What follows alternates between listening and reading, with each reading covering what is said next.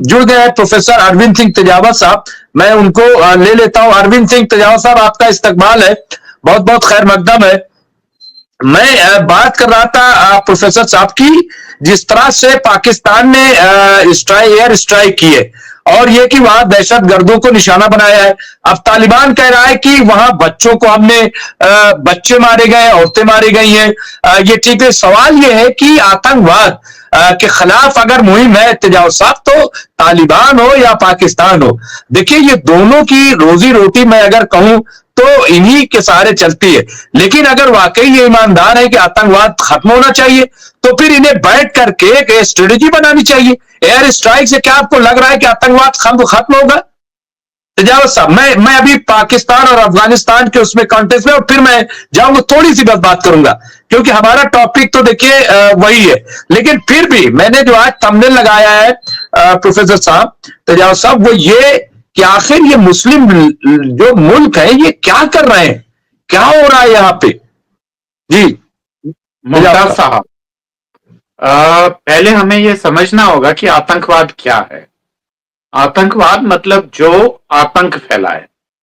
और आपको मालूम है कि जब नई नई भारतीय जनता पार्टी की सरकार आई थी 2014 में, तब जो हमारी पाठ्य पुस्तकें थे उसमें से कुछ भगत सिंह, सुखदेव, राजगुरु, उनके लिए एक शब्द इस्तेमाल किया गया था, आतंकवादी राष्ट्रवादी।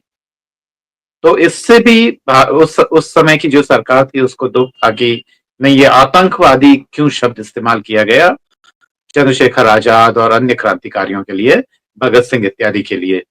तो आतंकवाद क्या है? आतंक मतलब जो आतंक फैलाए। अब इसको आप अगर मान लो किसी रिलीजन से जोड़ते हैं, तो देखिए इसमें भी कुछ चीज है। अगर आप मान लो उसको इस्लाम से जोड़े, तो ये तो मानना पड़ेगा ना कि दुनिया में आप हर कहीं पे भी देखिए, मतलब जहां जहां इस्लाम है, जहां जहां इस्लामिक कंट्रीज हैं, वहां पे सबसे ज्यादा दमन हो रहा है, खासकर पश्चिमी राष्ट्रों का। अब देखिए जहां जहां मतलब इस्लाम है, चाहे वो गल्फ कंट्रीज हो, आज भी देखिए वहां मध्य एशिया में, वहां पे पूरा यूरो अमेरिकन फोर्सेस वहां तबाही मचाए हुए हैं। अफगानिस्तान में रूस की सेनाएं आई थी, वहां पे तबाही मचाई थी। तो ये इसको इस्लामिक आतंकवाद से जोड़ना मतलब एक तरीके का है, पर ये भी तो देखिए कि सबसे ज्यादा दमन भी तो इस्लाम के ऊपर हो रहा है, सबसे ज्यादा शोषण भी तो इस्लाम के ऊपर हो रहा है। और अगर मान लो जैसे कि बहुत सारी इंडियन मीडिया या बहुत सारी कई बार वो बोलती है कि हमास के आतंकवादी, भाई भारत सरकार ने तो कभी उनका आतंकवादी घोषित नहीं किया है ना। वो अगर अपनी फ्रीडम के लिए लड़ रहे हैं या ज्यादा एक्सट्रीम स्टेज पे जा रहे हैं, तो उन्होंने तो कभी उनके लिए आतंकवादी शब्द का इस्तेमाल नहीं किया। मतलब हमास के लोग आतंकवादी हो गए, और जिस सरकार ने और जिस सेना ने अब तक 50,000 लोगों को मार दिया है, वो आतंकवादी नहीं है। तो दरअसल कई बार क्या होता है मुमताज साहब कि जो वेस्टर्न मीडिया, क्योंकि सुबह से शाम तक एकदम बम्बार्डमेंट करती है हमारे विचारों पर, हमारी सोच पे, कोई भी जैसे कि जितने भी जो न्यूज एजेंसीज हैं, वो सारी की सारी वेस्टर्न जो न्यूज हैं उन पे रिलाई करती है, उन पे डिपेंडेंट भी है। क्योंकि ऐसा कोई हमारे पास ऐसा कोई सिस्टम नहीं है ऑल्टरनेटिव कि हम उन खबरों को वहां से ला सके।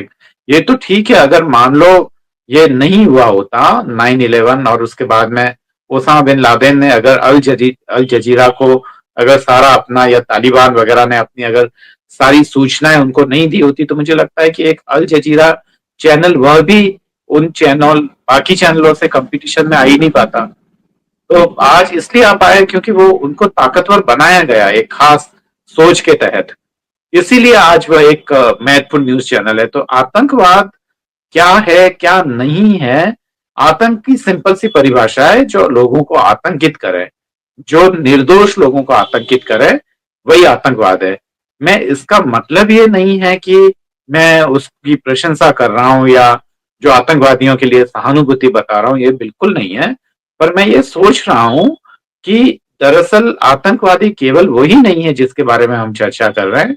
आतंकवादी वो भी हैं जो वेस्टर्न फोर्सेस हैं, वो भी अगर आतंकवाद को बढ़ावा दे रही है तो उन्हें भी आतंकवादी माना जाना चाहिए।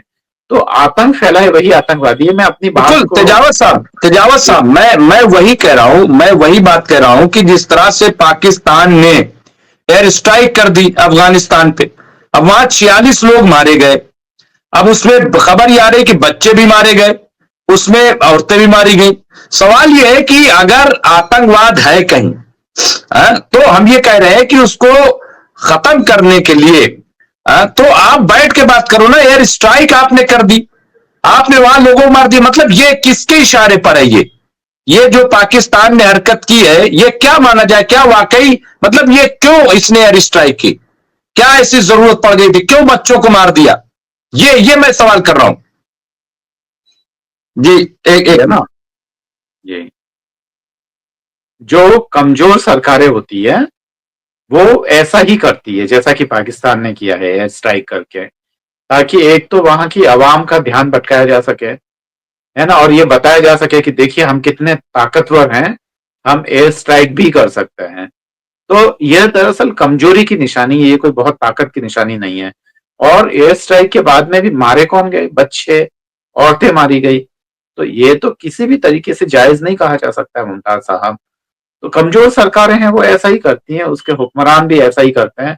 जो मजबूत सरकारें होती है वो दरअसल आतंकवाद की जड़ तक जाती है और उसका सफाया करती है। ये वो अगर कोई हिम्मत वाला ही आदमी होगा जो वहां की आवाम के बीच में, ऐसे बहुत सारे उदाहरण हैं, जबकि ढाका में या ढाका में नोआखली वगैरह में वहां पे काफी मजबूत दिल वाला एक आदमी गया था और उसने वहां पे शांति बना ली थी थोड़े ही दिनों में। उसकी जो वहां केवल उपस्थिति भर से, वहां केवल रहने भर से नोआखली में दंगे शांत हो गए थे। वहां जो हिंदू मुस्लिम एक दूसरे की जान के प्यासे हो रहे थे, जब वो नंगा फकीर वहां गया तो वहां पर सब शांति हो गई। तो वो हिम्मत होती है, किसी को मारना करना वो हिम्मत थोड़ी है। और राइट्स में भी क्या होते थे, जो खासकर आज ही मुझे पता है कि दिल्ली में जो घर दबाए गए हैं, लाहौर में जो घर दबाए गए हैं, और उधर हरियाणा में मैं जहां रहता हूँ वहां जहां मुस्लिमों के घर थे, तो वो सब कमजोर दिल के लोग थे जिन्होंने उन लोगों को भगाया, मारा, किया और बाद में उनकी प्रॉपर्टी पे पूरा कब्जा जमा लिया। आज तक महेंद्रगढ़ में मैं जहाँ रहता हूँ वहां तो ऐसी ऐसी प्रॉपर्टीज है जहां आज तक वहां का कोई आया नहीं है, वो आज भी सुनसान पड़ी है। और वहां पे फिर भूतों की और वो रूहों की और वो सब कहानियां वहां पे फेमस हो गई है। तो वही है, हिम्मत वो नहीं होती है कि एक किसी कमजोर आदमी को मारा जाए जो अकेला जा रहा है। 8-10 लोग घेर के किसी मुसलमान को मार लें या 8-10 लोग घेर कर किसी हिंदू को मार ले, वो कोई हिम्मत का काम नहीं है। तो वही हो रहा है, मुझे लगता है कि जो ये जो सरकारें कर रही है और वो यही काम कर बिल्कुल। रही है। मैं इंट्रोडक्शन देना भूल गया था क्योंकि बातचीत शुरू हो गई थी। तो प्रोफेसर अरविंद सिंह तेजावत जो है हमारे सीनियर पॉलिटिकल एनालिस्ट हैं और जियो पॉलिटिक्स और इंटरनेशनल जो इश्यूज हैं उस पर बड़ी गहरी नजर रखते हैं, बड़ी थॉरोली बात करते हैं, बहुत ही एक तरीके से तवाजुन रख करके न इधर न उधर एक सही सटीक बात करते हैं और वो आप लोग सब सुनते रहते हैं और हमारे साथ जुड़ गए हैं जो हमारे प्रोग्राम को चेयर भी करते हैं एक तरीके से। तो साहब मैं इस पे चर्चा करूंगा कि क्या क्या आपको लगता है कि इस तरह से कहीं और ये उस दौर में हो रहा है कि जब हम कह रहे हैं कि हम बड़ी तरक्की कर रहे हैं, ये कौन सी तरक्की है, कौन सा डेवलपमेंट है, कौन सी सोच है कि इस तरह से बच्चों को मारा जा रहा है गाजा में? रिचवी साहब, बच्चों का तो कोई लेना देना ही नहीं है। दरअसल जो बच्चे अभी पैदा हुए हैं उन्हें तो बेचारों को ये भी नहीं पता है कि ये क्या है, फिर ये कहाँ से आए, इजराइल के ज्यूज कहाँ से आए, है ना, ये देश क्या होती है, नेशनलिटी क्या होती है, उन्हें तो कुछ पता ही नहीं है। वो उनको उनका फ्यूचर अभी बाकी है, उनका पूरा भविष्य आगे पड़ा है, और आप उन मासूम बच्चों को ही मार रहे हैं। तो मुझे लगता है कि इससे ज्यादा मतलब जाहिलपन और क्या होगा, इससे ज्यादा जाहिल कुछ हो ही नहीं सकता है। वो जाहिल लोग हैं ये जो सब कुछ कर रहे हैं। पर ये है कि इन सब का क्या किया जाए। तो यही है कि वो कौमें हमेशा दमन का शिकार होगी जो कमजोर रहेगी, और जो ताकतवर कौमें हैं वो हमेशा से, ये सदियों से चला आता रहा है कि। और दूसरी बात ये कि यहीं तक खत्म नहीं होता, इवन कि जैसे कि आज का मीडिया काम कर रहा है, जो ताकतवर लोग हैं उनके लिए ही लिखता है। पुराने जमाने में भी ऐसा होता था कि जो इतिहास लिखे जाते थे, जितने भी इतिहास है वो सारे के सारे विजेताओं के इतिहास है, क्योंकि जिंदा बचने वाले लोग ही तो तारीख लिखेंगे ना। तो जो तवारीख लिखने वाले लोग हैं वो तो जिंदा लोग हैं। है ना, जो हार गए हैं उनके लिए कौन लिखेगा। तो सबसे जरूरी है कि अपने आप को ताकतवर बनाएं और वो करें।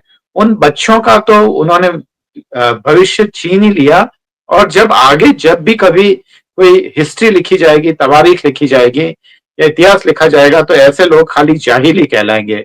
जैसे कि आज हम चंगेज खान को याद करते हैं, आज हम बहुत सारे जो जितने भी जो बड़े पैमाने पे जो लोग जिन्होंने मारे हैं उनको जैसे याद करते हैं, वैसे उनको याद किया जाएगा, इजराइल वगैरह इन सब लोगों को।